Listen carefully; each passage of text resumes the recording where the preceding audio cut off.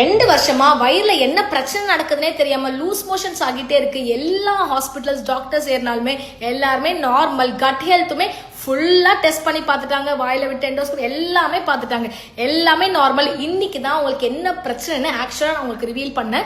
So இந்த பேஷண்ட்டுக்கு ஒரு 37 இயர்ஸ் ஆகுது. இவங்களுக்கு ஆல்ரெடி ஒரு நெக் பெயின் ஹிஸ்டரியும் இருக்கு, லோ பேக் பெயின் ஹிஸ்டரியும் இருக்கு. ஆனா கடைசி 2 வருஷமா இவங்களுக்கு சிவியரா ஒரு லூஸ் டூல்ஸ் வந்து போயிட்டே இருக்கு. அண்ட் வயிறுமே ஒரு மாதிரி பண்ணிட்டே இருக்கு. காலையில எந்திரிச்சோடனே இப்படி தடவிட்டே இருப்பாங்களா, என்ன பிரச்சனைனே தெரியலையே அப்படின்னு சொல்லிட்டு இன்னைக்கு அவங்க கையோட ஒரு எம்ஆர்ஐயும் வச்சிருந்தாங்க. அந்த எம்ஆர்ஐ இப்படி வாங்கி பார்த்தா D4ல இருந்து ஆரம்பிச்சு D7 வரைக்கும் ஃபுல்லா ஸ்பைன்ல ஒரு கிரானிக் லெவல் ஆஃப் டிஸ்பல்ஸ்.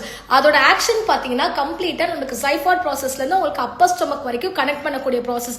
அங்க எல்லாமே தொட்டு பார்த்தா அவங்களோட டெர்மட்டோம் அவ்வளோ டிமினிஷ்டா லைட்டா தான் தெரியுது. அங்கே நான் போட்டு உடச்சிட்டேன். இது வந்து உங்களோட வயிறு பிரச்சனை வரதுக்கான ரீசன் கம்ப்ளீட்டா பின்னாடி இருக்கிற எக்ஸ்ட்ரூஷன்.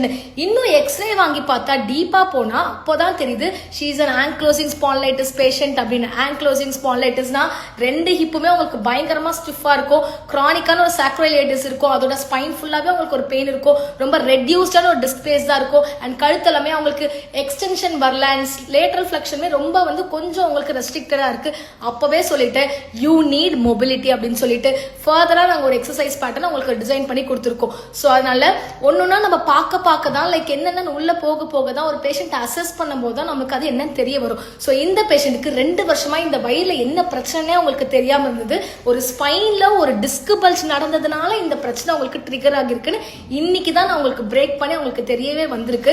ஸோ இதை உங்களுக்கு கொஞ்சம் கொஞ்சமா இம்ப்ரூவ் பண்ண நாங்கள் ட்ரை பண்ணிட்டு இருக்கோம். But the only thing is என்ன ரூட் காஸ்ன்னு தெரிஞ்சுக்கோங்க. அது தெரியாம எந்த ட்ரீட்மெண்ட் எடுத்தாலுமே அது உங்களுக்கு கரெக்டான ரூட் காஸ் இல்லைன்னா அது உங்களுக்கு கேட்காது.